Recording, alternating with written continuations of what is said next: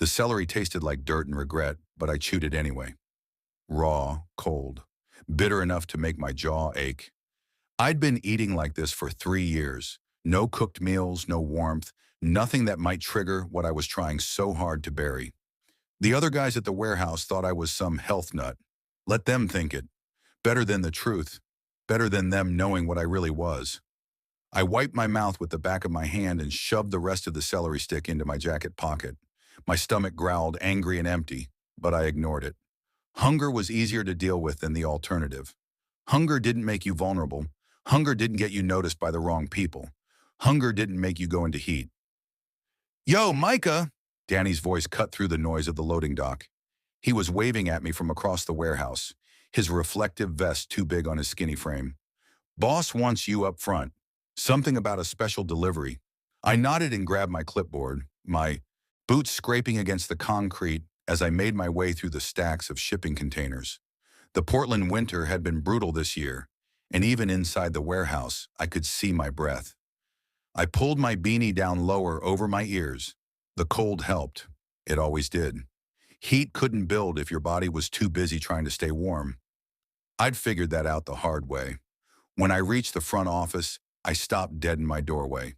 There were 3 men standing near the manager's desk, and the air in the room felt different, thicker, charged with something I couldn't name but recognized in my bones. Alphas. Not just any alphas. The kind that made every instinct I'd been suppressing for 3 years scream at me to run. They were all tall, dressed in dark suits that probably cost more than I made in 6 months. The one in the middle had silver-streaked black hair and eyes like a winter storm. Cold, calculating, and fixed directly on me. The man to his left was broader, with bronze, skin and a scar that ran from his temple to his jaw. The third one was leaner, almost elegant, with sharp cheekbones and a mouth that looked like it never smiled. I froze. "This him?" the silver-haired one asked, his voice deep and smooth. He didn't look at my manager. He kept his eyes on me. Yeah," my manager stammered. "This is Micah Ross. He's been with us for a few years. Good worker. Reliable." The alpha's gaze traveled over me slowly, like he was cataloging every detail. My faded jeans, my oversized hoodie, the way I was standing too far back from the door, like I wanted to bolt. "Micah Ross," he repeated, and the way he said my name made something low in my stomach twist. "We need your help with a shipment. Specialized cargo. You'll be working directly with us for the next few weeks." I opened my mouth to say no, to make up some excuse, to get the hell out of this room before "It pays triple your current rate," the scarred one added, his voice rough like gravel. "Plus, hazard bonus." My mouth went dry. Triple. That was rent for 3 months. That was enough to maybe get out of my shoebox apartment and into something with actual heat. That was enough to stop eating raw vegetables like some kind of feral rabbit and maybe afford real suppressants instead of this desperate starvation method that was slowly killing me. "What kind of cargo?" I asked, hating how small my voice sounded. "Confidential," the elegant one said. His accent was faint, East Coast maybe. "But nothing illegal, just delicate. We need someone who can keep their head down and follow instructions." The silver-haired alpha stepped closer, and I forced myself not to back up. He was taller than I'd thought, and the scent rolling off him was making my head spin. Cedarwood and smoke, and something darker. Something that made my pulse race in a way that had nothing to do with fear. "You can say no," he said quietly, and for a second, something almost kind flickered in those storm cloud eyes. "But I don't think you will." He was right. I hated that he was right. "When do I start?" I asked. The contract was simple. 6 weeks, morning shifts. I'd report to a private facility on the outskirts of the city, handle inventory for some kind of medical equipment shipment, and keep my mouth shut about everything I saw.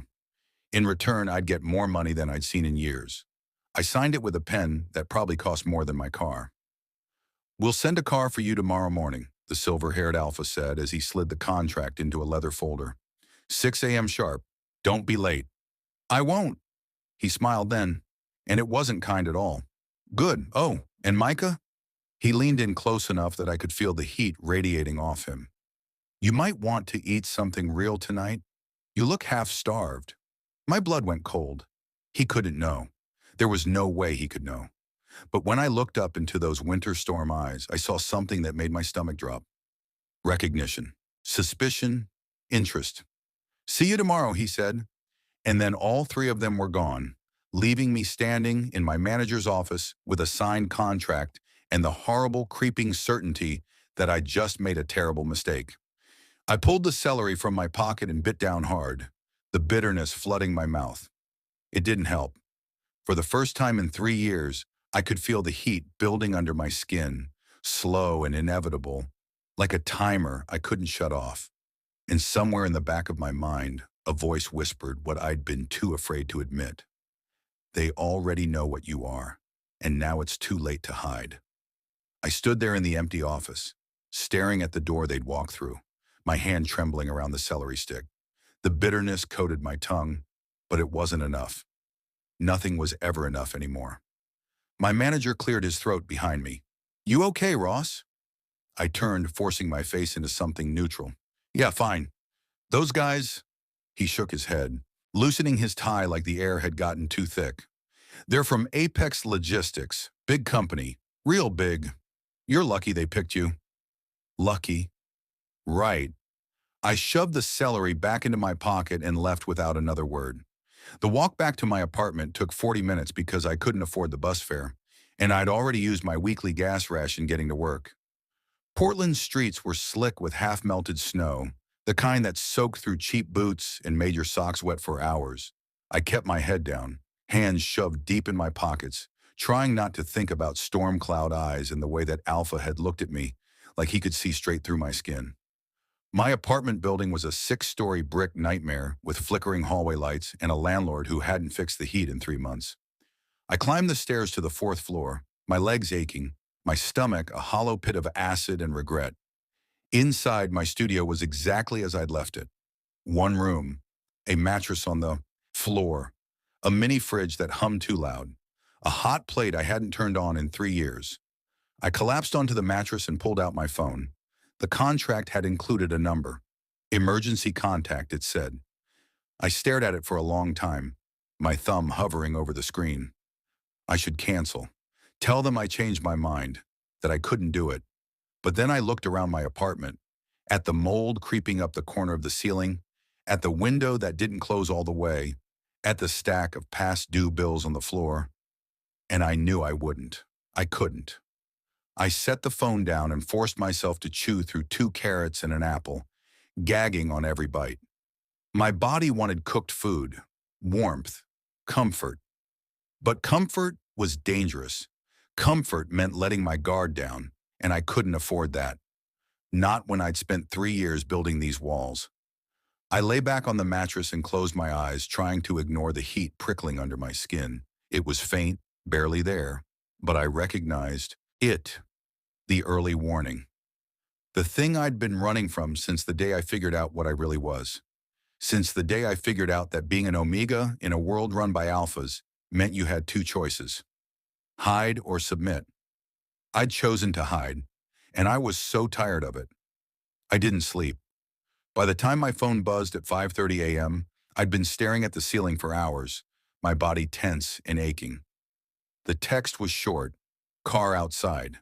Don't keep us waiting. Us.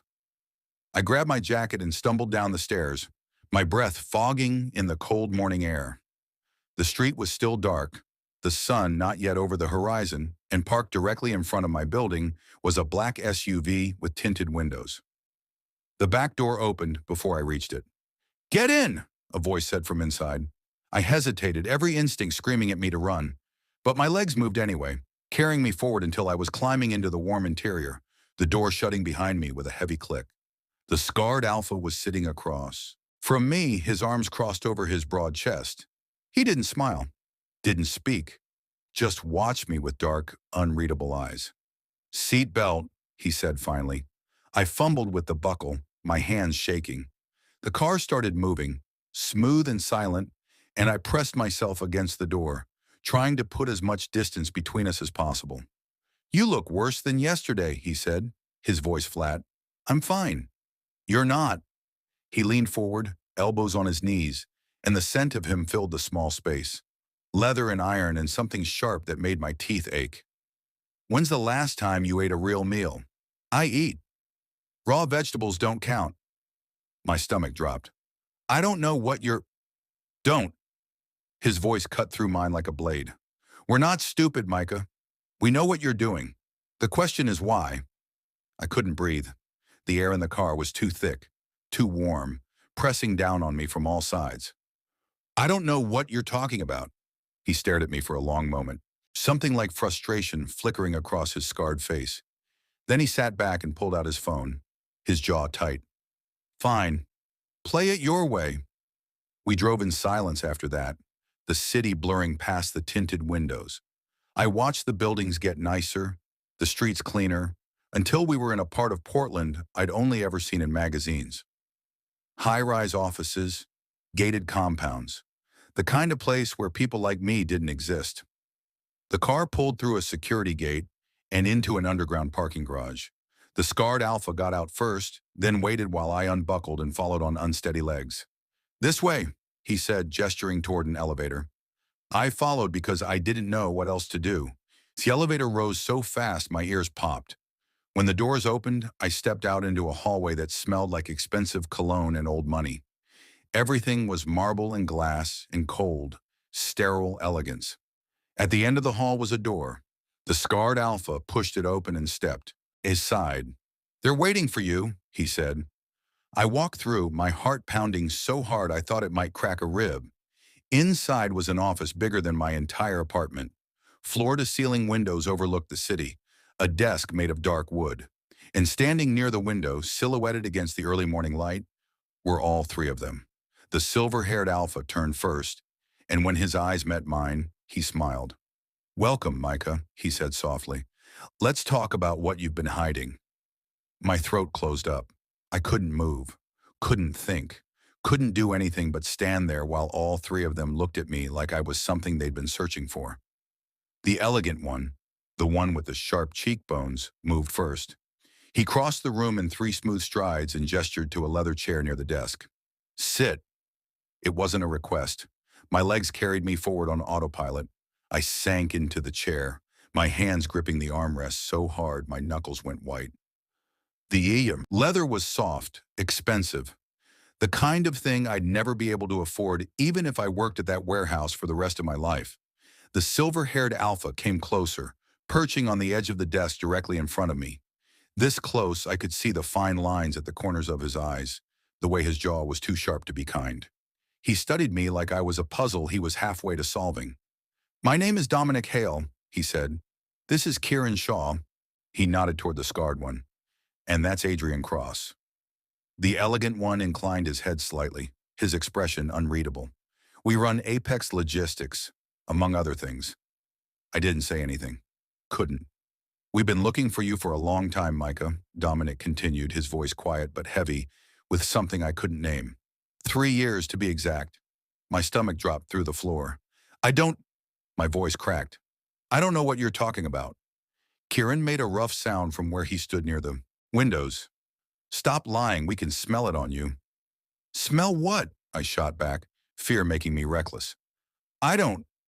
The suppression, Adrian said, his East Coast accent crisp. He moved to stand beside Dominic, and suddenly I was surrounded by them. 3 alphas in expensive suits looking at me like I was something fragile and dangerous all at once. The starvation, the way you've been trying to starve your body into submission for 3 years. My hands started shaking. You don't know anything about me.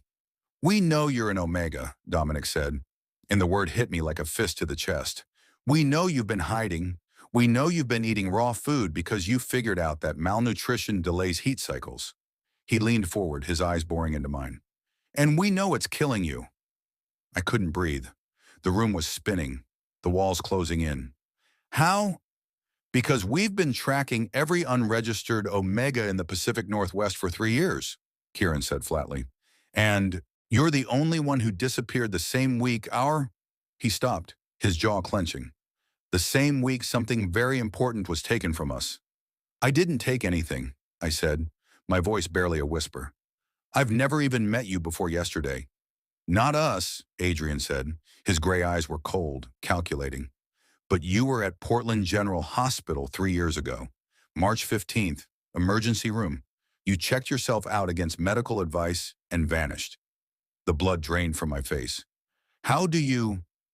We've had investigators looking for you ever since, Dominic said. His voice was still soft, but there was steel underneath it. You covered your tracks well, changed your name, paid cash for everything, avoided anything that would put you in a database. He tilted his head.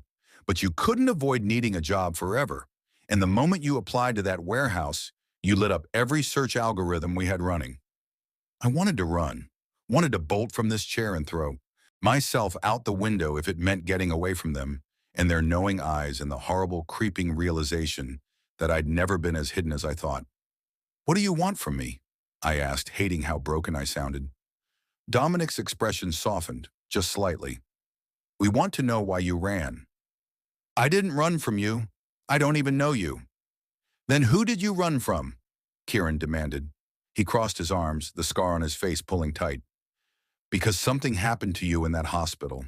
Something bad enough that you've been starving yourself ever since just to avoid going into heat. My chest hurt. Everything hurt. It's none of your business, I said.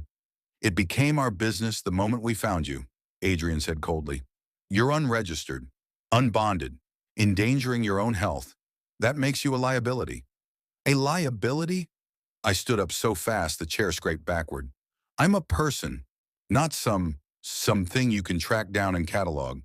We know that, Dominic said, rising with me. He was so close now, I could feel the heat radiating off him, could smell that cedarwood and smoke scent that made something low in my belly twist with want I didn't ask for. That's why we're trying to help you. I don't need your help. Yes, Kieran said quietly. You do. And the worst part was, he was right. I could feel it in my bones, in the constant ache of hunger, in the way my body was starting to betray me, despite everything I'd done to keep it under control. I was dying slowly, and I'd known it for months. But dying alone was better than the alternative, better than being claimed, owned, used. I'm not going to bond with anyone, I said, my voice shaking. I don't care what you think you know about me. I can't. We're not asking you to bond with us, Dominic interrupted gently. His hand came up, hovering near my face like he wanted to touch me but didn't dare. We're asking you to let us help you survive. Why? The word came out. Broken. Why do you even care? Something flickered across his face. Pain, regret, guilt.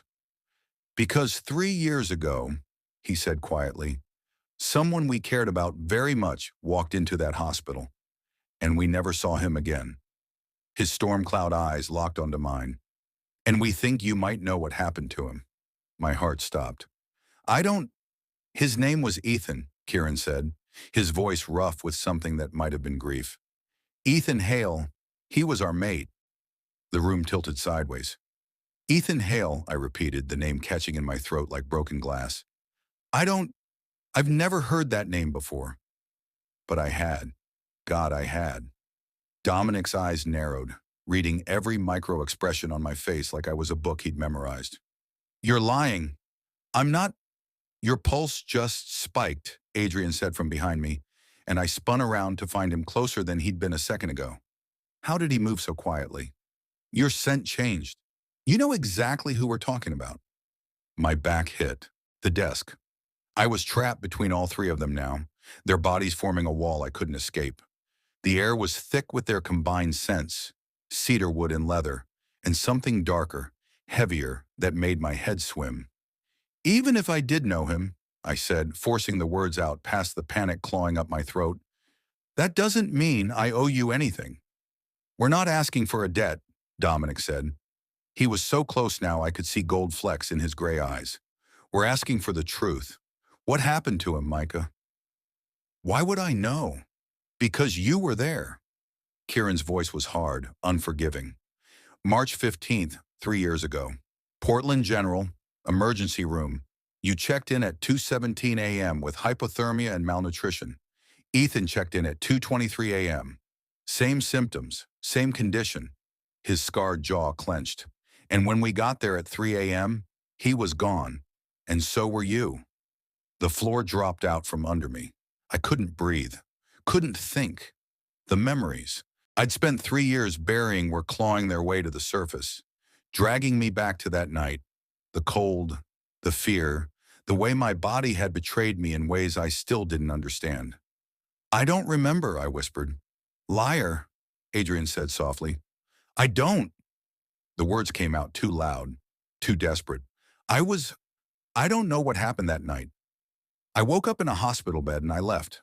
That's all. That's not all. Dominic's hand finally made contact, his fingers curling gently under my chin, tilting my face up until I had no choice but to meet his eyes. His touch was warm, careful, and it made my skin burn in ways that had nothing to do with heat. You remember something. I can see it in your eyes. I jerked my face away from his hand, my heart hammering against my ribs. Even if I did, why would I tell you? You show up, track me down like I'm some kind of criminal, corner me in your office. We cornered you because you've been running, Kieran interrupted. From us. From yourself. From whatever the hell happened that night. Maybe I have good reason to run? Maybe you do, Dominic said quietly. But running is killing you, Micah. Look at yourself. I didn't want to. I knew what I looked like. Too thin, too pale, dark circles under my eyes from 3 years of malnutrition and sleepless nights. I looked like exactly what I was, someone barely surviving. Why do you care? I asked again, hating how small my voice sounded. Your mate disappeared. That's terrible, but that doesn't have anything to do with me. It has everything to do with you, Adrian said. He moved around the desk, pulling out a tablet and swiping through files with quick, efficient movements. Hospital records show you were both treated in adjacent rooms. The attending physician noted unusual symptoms, heat suppression in an omega, which should be biologically impossible without pharmaceutical intervention. My stomach lurched. The physician ordered blood work, Adrian continued, his gray eyes cold and clinical. But before the results came back, both of you were gone. The physician filed a report. It disappeared from the system within an hour. He looked up at me. Someone didn't want anyone knowing what happened that night. I don't know anything about that, I said, but my hands were shaking so badly I had to shove them in my pockets. Then why are you terrified right now? Dominic asked. His voice had gone soft again, almost gentle, and somehow that was worse than if he'd yelled. What are you so afraid of, Micah? Everything. I was afraid of everything. I was afraid of them finding out what I'd done, what I'd lost, what I'd become. I was afraid of going into heat and losing the last shred of control I had over my own body. I was afraid that if I told them the truth, they'd look at me the way everyone else had, like I was broken, ruined, wrong. I can't do this, or I said, pushing past Kieran toward the door. I can't. I'm leaving. Micah, no. I spun around, my back against the door, my chest heaving. You want answers? Fine. I don't have them. I don't remember your mate. I don't know what happened that night. And I don't know why you think I'm connected to any of this. But I'm not. The lies tasted like ash on my tongue. So just leave me alone. Dominic stared at me for a long moment, something like pain flickering across his face. Then he reached into his jacket and pulled out a photograph. This is Ethan, he said quietly, holding it out to me. I didn't want to look. Every instinct screamed at me to turn away, to run, to keep the walls I'd built intact. But my eyes betrayed me. The photograph showed a young man with dark hair and warm brown eyes, smiling at the camera like he didn't have a care in the world. He was beautiful in that effortless way some people were, the kind of beauty that made you ache just looking at it. And I recognized him. God help me, I recognized him. My knees gave out. I would have hit the floor if Kieran hadn't caught me, his strong hands gripping my arms, holding me upright. You do know him, Dominic said, and his voice cracked on the last word. Don't you? I looked up at him, at all three of them, and saw the hope and grief and desperate need in their eyes. Yes, I whispered. I know him. Dominic's breath hitched. Where is he? Please, Micah. Where's our mate? The words stuck in my throat like shards of glass. Kieran's hands were still gripping my arms, holding me steady, and I could feel the tremor running through him. Hope and fear wrapped so tightly together, they were indistinguishable. My voice broke. He's what? Adrian's voice cut through the air like a whip. Alive? Dead? In hiding? I don't know, I said, and it was the truth. The horrible, gutting truth. I don't know where he is. Dominic's face went pale. What do you mean you don't know? I mean exactly that. My legs were shaking so badly Kieran had to practically hold me, upright. That night, in the hospital, we were in the same room for maybe 20 minutes. The memory crashed over me, vivid and brutal. He was in bad shape, worse than me. He kept saying he needed to get out, that they were coming, that he couldn't let them find him. Who? Kieran demanded. Who was coming?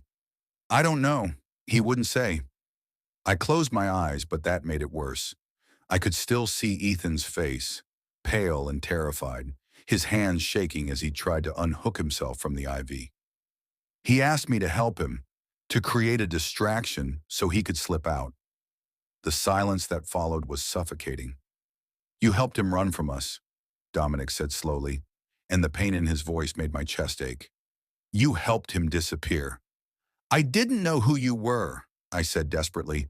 I didn't know that you were. I couldn't finish the sentence. He was scared, and I was scared. And when he asked for help, I did it. What kind of distraction? Adrian's voice was ice cold. I pulled the fire alarm. The confession came out barely above a whisper. The whole floor evacuated. In the chaos, we both slipped out. He went one direction, I went another. I never saw him again. Kieran's grip on my arms tightened to the point of pain. You let him walk away, alone, in the middle of the night, when his voice cracked. Do you have any idea what you've done? I was trying to help him.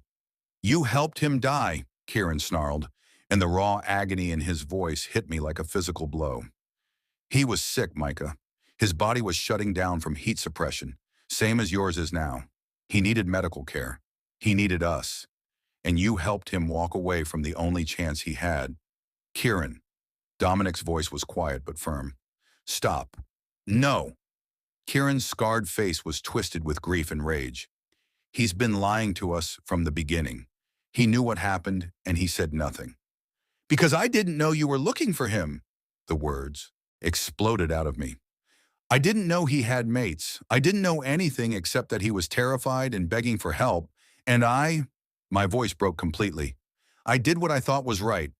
Right? Kieran's laugh was harsh, broken. You call this right? Let him go, Dominic said, his eyes still locked on mine. Kieran's hands flexed on my arms, but he released me. I stumbled back against the door, my whole body shaking. I'm sorry, I whispered. I'm so sorry. Sorry doesn't bring him back, Adrian said flatly. I know. Tears were burning behind my eyes, but I refused to let them fall. I know it doesn't, but I can't change what happened. I can't. My throat closed up. If I'd known, I would have done things differently. I swear I would have. Dominic ran a hand through his silver-streaked hair, and for the first time since I'd met him, he looked every one of his years. Tired, haunted, broken. Did he say anything else? Dominic asked quietly. Anything about where he was, going, who he was afraid of? I forced myself to think back, to sort through the fractured memories of that night. He mentioned a name. Once. I pressed my palms against my temples. Marcus? Maybe. He said, if Marcus finds me, it's over. All three of them went rigid. Marcus Crane, Adrian said, his voice deadly soft. You know him? He's a trafficker, Dominic said, and the rage simmering beneath his calm exterior was suddenly visible. Specializes in Omegas. Unregistered ones, mostly. His jaw clenched. He's been on our radar for years, but he's careful. We've never been able to get close enough to take him down. My stomach turned to ice. You think he took Ethan? We think Ethan was running from him, Kieran said roughly. We think Marcus had him and Ethan escaped. And that's why he ended up in that hospital half dead from suppression. And you helped him disappear before we could protect him. Adrian finished coldly. The guilt was crushing. I couldn't breathe under the weight of it. I didn't know, I said again, but the words felt hollow, useless. No, Dominic said quietly, stepping closer. You didn't, but you do now. His storm cloud eyes searched mine. And I need to know. Is that why you've been hiding, running, starving yourself? His voice dropped to barely a whisper. Are you afraid Marcus is looking for you too? Every muscle in my body locked up. Micah, Dominic said, and the gentleness in his voice was going to break me. Did Marcus have you too? I wanted to lie, wanted to tell him no, that I was fine, that I'd just been paranoid and stupid but I couldn't. Not anymore. Yes, I whispered, and the confession shattered something inside me. He had me for 6 months before I escaped, and if he finds me, my voice cracked. If he finds me, he'll kill me, because I'm the only one who knows where his operation is based. The air in the room changed instantly. Dominic's eyes went wide. You know where Marcus Crane is? I nodded, unable to speak. Then we're not letting you out of our sight, Kieran said, his voice hard as iron. Ever again. The words hit me like a punch to the gut. What?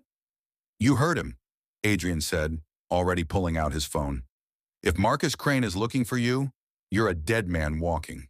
We're moving you to a secure location. Today. No! I pushed off the door, panic flooding my system. You can't just, I have a job, an apartment. You have a death wish, Kieran interrupted. That apartment is a rat trap in a neighborhood with zero security. Your job puts you in public view 8 hours a day. If Marcus wanted to grab you, it would take him all of 5 minutes. He hasn't found me in 3 years. Because you've been starving yourself into invisibility, Dominic said, and there was something almost tender in his voice that made my chest ache. But your body is breaking down, Micah. We could smell it the moment we walked into that warehouse. If we found you, Marcus can too. So what, you're just going to lock me up? My voice was rising, edged with hysteria. Keep me prisoner? We're going to keep you alive, Adrian said flatly. There's a difference. Not to me, there isn't. Dominic moved closer, and I backed up until my spine hit the door again. He stopped just inches away, close enough that I could feel the heat radiating off him. Smell that cedarwood scent that made something low in my belly twist with want I didn't ask for and couldn't afford. Listen to me, he said quietly. We're not your enemy. We're not Marcus. We're not going to hurt you or use you or... His jaw clenched. We just want to keep you safe. Why? The word came out broken. Why do you even care? I'm nothing to you. I'm the person who helped your mate disappear. You should hate me. Something flickered in Dominic's eyes. Pain, longing, something I couldn't name. We don't hate you, he said softly. He stopped, his hand coming up like he wanted to touch my face but didn't dare. It's complicated. Everything with you is complicated, I said, but my voice had lost its edge. I was too tired to keep fighting, too tired to keep pretending I was fine when I was falling apart. Come with us, Dominic said. Let us protect you, and in return, he paused. Tell us everything you know about Marcus. Help us find Ethan. And if I can't, if he's already... I couldn't say it. Then at least we'll know, Kieran said roughly. His scarred face was hard, but his eyes were drowning in grief. At least we'll have answers instead of this endless not knowing. I looked between the three of them. Dominic with his storm cloud eyes and careful gentleness. Kieran with his scars and barely controlled rage. Adrian with his cold calculation and sharp mind. They were dangerous, powerful, the kind of alphas who could destroy me without even trying. But they were also the only thing standing between me and Marcus Crane. If I do this, I said slowly, I have conditions. Adrian's eyebrow arched. You're not exactly in a position to negotiate, Then I guess we're done here. I reached for the door handle. Dominic's hand shot out, covering mine. His palm was warm, calloused, and the touch sent electricity racing up my arm. Wait, what conditions? I forced myself to meet his eyes. I'm not a prisoner. I can leave whenever I want. Within reason, Adrian said. No, whenever I want. My voice was steady now, fueled by 3 years of fighting for every scrap of autonomy I had left. I'm not trading one cage for another. Kieran made a frustrated sound, but Dominic held up a hand. Agreed, he said. What else? You don't... I swallowed hard. You don't try to interfere with my heat suppression. I know what I'm doing. You're killing yourself, Kieran said bluntly. My choice. Micah. My choice, I repeated. And there must have been something in my voice because all three of them went quiet. I've spent 3 years keeping control of my own body. I'm not giving that up. Not for anyone. The silence stretched out, heavy and tense. Fine, Dominic said finally, though his jaw was tight. But if your condition deteriorates to the point where your life is in danger, that agreement is void. It wasn't perfect, but it was more than I'd expected. Deal. Anything else? Adrian asked, his tone suggesting he was rapidly losing patience. Yes. I looked at Kieran. Stop looking at me like I murdered your mate. I didn't. I was trying to help him. Kieran's expression didn't change. He's still gone. I know. My voice softened despite myself. And I'm sorry. I really am. But I can't change the past. All I can do is help you find him now. Something shifted in Kieran's face. Not forgiveness. That would take a long time, if it ever came at all. But maybe the smallest beginning of understanding. Then let's go, Adrian said, already heading for the door. We're wasting time. Dominic's hand was still covering mine on the door handle. He looked down at where our skin touched, and I saw his throat work as he swallowed. Thank you, he said quietly, for trusting us. I don't trust you, I said honestly, but I trust Marcus even less. A ghost of a smile crossed his face. I'll take it. His fingers squeezed mine gently before he let go, and I immediately missed the warmth. Come on, we'll get your things from your apartment and... There's nothing there worth taking, I interrupted. Let's just go. Because if I went back to that apartment, to that tiny space where I'd spent 3 years slowly dying, I might lose my nerve. I might remember all the reasons why trusting alphas was dangerous. Why letting anyone get close was a mistake. And right now, with Dominic's scent still clinging to my skin, and Kieran's grief hanging heavy in the air, and Adrian's sharp mind already working on a plan, right now I needed to believe that maybe, just maybe, I'd made the right choice, even if every instinct I had was screaming that I was walking straight into another trap. The elevator ride down felt like descending into deep water, pressure building in my chest, ears popping, the silence thick enough to drown in. I stood pressed against the far wall while the three of them filled the small space with their presence, their sense, their barely contained energy. Kieran kept glancing at me like I might bolt. He wasn't wrong. When the doors opened to the parking garage, Adrian led the way to a different vehicle. Sleek, black, with windows so dark I couldn't see inside. He opened the back door and gestured for me to get in. I hesitated. Problem? Adrian asked, his tone carefully neutral. Just wondering if I should be worried about the lack of door handles on the inside. Dominic made a sound that might have been a laugh. There are handles. This isn't a kidnapping, Micah. Could have fooled me, I muttered, but I climbed in anyway. Kieran slid in beside me, close enough that our thighs almost touched. I pressed myself against the door, trying to maintain some semblance of space, but the car wasn't that big. Adrian took the passenger seat while Dominic drove. The engine purred to life, smooth and expensive. We pulled out of the garage and into Portland's morning traffic, and I watched the familiar streets blur past, wondering if I'd ever see them again. Where are we going? I asked. Somewhere safe, Dominic said, his eyes meeting mine in the rearview mirror. That's not an answer. It's the only answer you're getting right now, Adrian said without looking back. Marcus has eyes everywhere. The fewer people who know where you are, the better. I wanted to argue, but he had a point. Instead, I focused on breathing steadily, trying to ignore the way Kieran's presence beside me was making my skin feel too tight, too warm. The heat was building again. I could feel it creeping through my veins like poison, made worse by the stress and fear, and the overwhelming scent of alphas surrounding me. I needed more raw vegetables, needed cold water, needed anything to push it back down before. "You're shaking," Kieran said quietly. "I'm fine." "You're not." His hand moved toward mine, then stopped, hovering in the space between us. "When's the last time you ate?" "This morning." "What did you eat?" "Celery." He made a disgusted sound. "That's not food. That's rabbit feed. It works. It's killing you," he said, and there was something raw in his voice that made me look at him. His dark eyes were fixed on my face, searching. "You know that, right? That this starvation method of yours is just a slow suicide?" "Better than the alternative," I said. "What alternative?" "Going into heat?" Kieran's jaw clenched. "That's a natural biological function, Micah. It's not a death sentence." "You don't understand." "Then make me understand." I looked away, focusing on the city passing by outside the window. "When you go into heat, you lose control. You become—" My throat tightened. "You become nothing but need and instinct. And when you're in that state, alphas can make you do anything, agree to anything, bond with anyone." My hands curled into fists. "I won't let that happen again."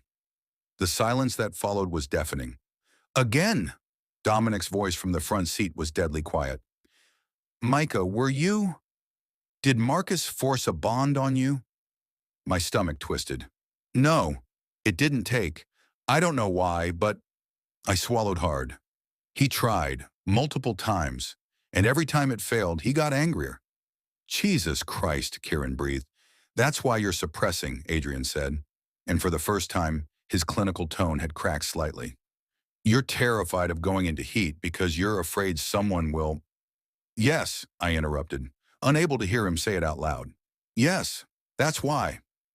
The car swerved slightly as Dominic's hands tightened on the wheel. When I looked up at the mirror, his knuckles were white and his eyes were blazing with barely controlled rage. "He's dead," Dominic said, his voice flat and final. "When we find Marcus Crane, he's dead." "Get in line," Kieran muttered. We drove in tense silence for another 20 minutes, the city giving way to suburbs and then to larger properties with gates and long driveways. Finally, Dominic turned onto a private road that wound through dense evergreen forest. The house, no, mansion, that appeared through the trees was nothing like I'd expected. Modern, all glass and steel and clean lines, built into the hillside like it had grown there. Private, isolated, beautiful in a cold, untouchable way. "This is your safe house?" I asked. "This is home," Dominic said, pulling into a garage that could fit 10 cars easily. The engine cut off and the silence felt oppressive. I reached for the door handle. It was there, just like Dominic had promised, and climbed out on unsteady legs. The garage was climate-controlled, warm enough that I immediately started sweating.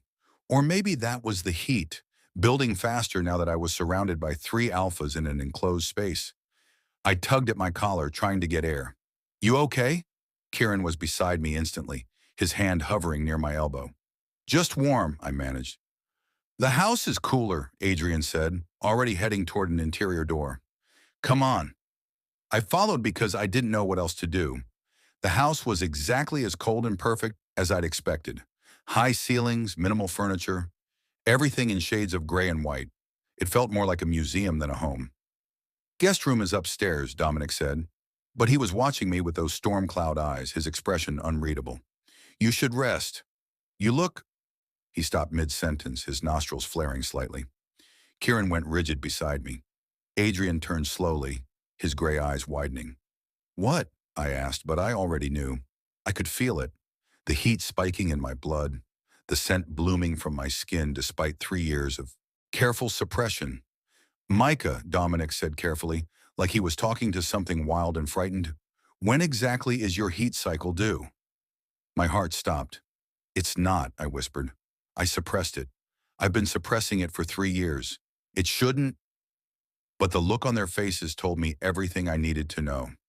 The suppression had finally failed, and I was going into heat right now, in a house with three unmated alphas who smelled like everything I'd ever wanted and could never have. No! The word came out broken, desperate. I stumbled backward, my body already betraying me, skin flushing hot, pulse racing, that familiar ache building low in my belly. No, I can't. Upstairs, Dominic said, his voice strained. Now, before, but it was already too late. The scent hit them like a wave, and I watched their pupils dilate, their bodies going taut with restraint. Kieran's hands clenched into fists. Adrian's jaw locked so tight I heard his teeth. Grind. Dominic's eyes flashed gold for just a second before he closed them, breathing hard through his mouth. Go, Kieran growled, not looking at me. Before we, just go. I ran. My legs barely worked, my whole body trembling as I stumbled toward the staircase. Behind me, I heard one of them make a sound, low and pained and hungry, and it sent liquid heat coursing through my veins. I grabbed the railing, hauling myself up the stairs, my vision blurring at the edges. The hallway at the top stretched endlessly, doors on either side all closed, and I didn't know which one was supposed to be mine. Didn't matter. I grabbed the nearest handle and threw myself inside, slamming the door behind me. My hands shook as I fumbled with the lock. It clicked into place just as footsteps thundered up the stairs. Micah! Dominic's voice through the door, rough and strained. Open up! No, I gasped, sliding down to the floor, my back against the wood. Stay away from me. We're not going to hurt you. I don't care. The heat was building faster than it ever had before. 3 years of suppression unraveling all at once. My skin felt like it was on fire, every nerve ending screaming. Just leave me alone. Silence. Then Kieran's voice, lower, closer to the door. We can't. Not when you're... He made a frustrated sound. You need help. I don't need anything from you. You're in pain, Adrian said, and for once his clinical detachment had cracked completely. We can hear it, smell it. You're going through an unsuppressed heat after 3 years of malnutrition. Your body isn't ready for this. It could kill you. Good, I whispered, hating myself for meaning it. Don't say that. Dominic's voice was ragged now. Please, Micah, let us help you. How? I pressed my forehead against my knees, trying to breathe through the waves of heat crashing over me. How are you going to help me? By bonding with me? By claiming me because my biology says you should? A sob caught in my throat. I won't do it. I won't be someone's obligation. Is that what you think this is? Kieran asked quietly. What else could it be? The silence stretched out, heavy with things unsaid. Then Dominic spoke again, his voice so soft I almost didn't hear it. Your scent, he said. Micah, it's almost identical to Ethan's. My head snapped up. What? Not exactly the same, Adrian added, but close enough that it's... He paused. Theoretically impossible. Scent signatures are unique. No two Omegas should smell this similar unless they're related, Dominic finished. The world tilted sideways. That's not possible. I don't have any family. I was in foster care my whole life. So was Ethan, Kieran said roughly. He never knew his biological family. You think we're... I couldn't finish the sentence. Couldn't process what they were suggesting. We think there's a connection, Dominic said. We think that's why Marcus targeted both. Of you. Why Ethan ran. Why you, his voice cracked. Why you feel familiar to us in ways that don't make sense. Another wave of heat slammed through me, and I bit back a cry. My body was burning, aching, demanding something I couldn't give it. We need to get you suppressants, Adrian said, his voice back to business, probably because he needed the distance. Medical grade ones. They'll counteract the heat, but they'll hurt like hell, Kieran finished, and you'll need someone with you while they work. No. I shook my head even though they couldn't see me. I'll be fine alone. You won't, Dominic said gently. The suppressants will cause fever, chills, possibly seizures. Someone needs to monitor you. Then call a doctor. We can't. Adrian's voice was tight. If we bring in an outside medical professional and Marcus has been tracking medical records, which he absolutely has, we'll light up like a beacon. He'll know exactly where you are. So what, you're going to play doctor? If we have to, Kieran said. All three of us are trained in emergency medical care. We can keep you stable until the suppressants work. I pressed my palms against my eyes, trying to think through the fog of heat and panic. And you expect me to believe you can do that without taking advantage? Dominic's voice went hard. Yes, because we're not monsters, Micah, and we're not Marcus. How do I know that? You don't, he admitted. You have to trust us. I don't trust anyone. I know. Something in his voice shifted, softened. But we're all you've got right now. So you have a choice. Let us help you, or die from heat shock, Adrian finished bluntly. Because that's where this is heading. I wanted to argue, wanted to find a third option that didn't involve putting myself at the mercy of three alphas while my body screamed for things I'd spent years denying. But the heat was getting worse. My vision swimming, my hands shaking so badly I could barely hold myself upright. Fine, I whispered. But if any of you try anything, we won't, all three of them said in unison. The lock clicked as I turned it with trembling fingers. The door opened and they were there. Dominic with medical supplies already in his hands. Kieran with water bottles. Adrian with towels and ice packs. They looked at me with something that wasn't pity or hunger, but something more complicated. Something that might have been understanding. Okay, Dominic said softly, kneeling beside me. Let's get you through this. The next few hours blurred together in fragments, ice against my burning skin, Kieran's rough voice talking me through the worst of it, Adrian's steady hands checking my pulse every 15 minutes. The suppressants hit my system like a sledgehammer, and true to their word, my body revolted violently. But they stayed. When the fever spiked and I couldn't stop shaking, Dominic wrapped me in cold towels and held me steady. When the chills came, and I thought I'd shatter apart, Kieran layered blankets over me and sat close enough that I could feel his warmth without him touching me. When my body tried to reject everything, Adrian was there with water and quiet reassurances that this was normal, that I was going to survive this. They never once crossed a line. Even when my heat-addled brain begged them to, even when I was too out of my mind to know what I was saying, they just kept their distance and kept me safe. It took 6 hours for the suppressants to fully take hold. 6 hours of hell that they guided me through without judgment, without expectation, without anything but steady presence. When I finally came back to myself, the sun was setting outside the window, painting the room in shades of orange and gold. I was on a bed, soft, clean, nothing like my mattress on the floor, and someone had changed me into clothes that weren't soaked with sweat. Dominic was sitting in a chair by the door, his head tipped, back against the wall, eyes closed. Kieran was standing by the window, arms crossed, silhouetted against the dying light. Adrian was nowhere to be seen, but I could hear movement somewhere else in the house. You stayed, I said, my voice hoarse. Dominic's eyes opened immediately. Of course we stayed. Why? He stood, crossing to the bed slowly, like he was afraid I'd bolt. Because you needed us to. That's not a reason. It's the only reason that matters. He sat carefully on the edge of the bed, far enough away that I didn't feel trapped. How are you feeling? Like I got hit by a truck. I pushed myself up to sitting, every muscle protesting. But alive.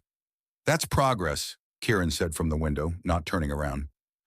Listen, I started, but Dominic held up a hand. Before you say anything, there's something you need to know. He pulled out his phone, scrolling through something before handing it to me.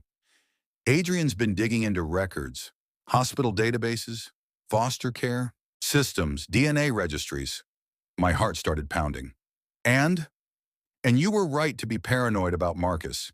He's been tracking Omegas through the foster system for years, targeting ones with specific genetic markers. Dominic's jaw tightened. You and Ethan both have those markers, but it's more than that. I looked down at the phone. On the screen was a DNA comparison chart, 2 profiles side by side with dozens of matching sequences highlighted. You're brothers, Adrian said from the doorway, his arms full of fresh clothes. Half-brothers technically, same mother, different fathers. She gave you both up for adoption separately. The phone slipped from my numb fingers. Ethan is my brother? Was, Kieran said quietly, finally turning from the window. His scarred face was drawn with grief. We got confirmation 2 hours ago. Marcus's operation was raided 3 months ago by the FBI. They found bodies. His voice broke. Ethan was one of them. The room spun. I couldn't breathe, couldn't think past the roaring in my ears. I'd spent 3 years running from a man who'd already killed the only family I'd ever had without even knowing it. I'm sorry, Dominic said, and the raw pain in his voice mirrored my own. We know that sorry doesn't fix anything. But he died alone, I whispered, because I helped him run instead of... No. Kieran moved fast, kneeling in front of me so our eyes were level. You gave him 3 more months of freedom. 3 months where he wasn't in that hell. That matters, Micah. It has to matter. Does it? Tears were streaming down my face now, hot and bitter. He's still dead, and I never even knew he was my... I couldn't finish. Dominic's hand found mine, his grip warm and steady. Marcus is gone too. The raid shut down his entire operation. You're safe now. Really safe. Safe, I repeated numbly. What does that even mean? It means you don't have to run anymore, Adrian said, sitting on the other side of the bed. It means you can eat real food and stop destroying your body. It means... He paused. It means you get to choose what happens next. I looked between the 3 of them. These alphas who'd tracked me down, who'd seen me at my worst, who'd stayed through the heat without asking for anything in return. What do you want from me? I asked. Nothing, Dominic said immediately. We want nothing from you that you don't want to give. But... There was always a but. But, Kieran said roughly, we'd like you to stay. Here. With us. Not as... He struggled with the words. Not as a replacement for Ethan. Not as an obligation. Just as someone we care about, Adrian finished quietly. Someone we'd like to get to know, if you'll let us. It was insane. Impossible. Everything I'd told myself I'd never want. But sitting there, surrounded by their careful concern and hard-won trust, I realized something. I was tired of running, tired of being alone, tired of surviving instead of living. I have conditions, I said. Dominic's lips quirked. Of course you do. I'm not bonding with anyone until I'm ready. If I'm ever ready. Agreed, all 3 said immediately. And I want to learn everything about Ethan. Everything you remember. We can do that, Kieran said, his voice rough with emotion. And I took a shaky breath. And I want to try, to stay, to see if... I couldn't finish, but I didn't have to. Dominic's hand squeezed mine. That's all we're asking for. For the first time in 3 years, I let myself believe that maybe, just maybe, I'd finally found somewhere I belonged. Do you believe fate brings lost souls back together, even through tragedy?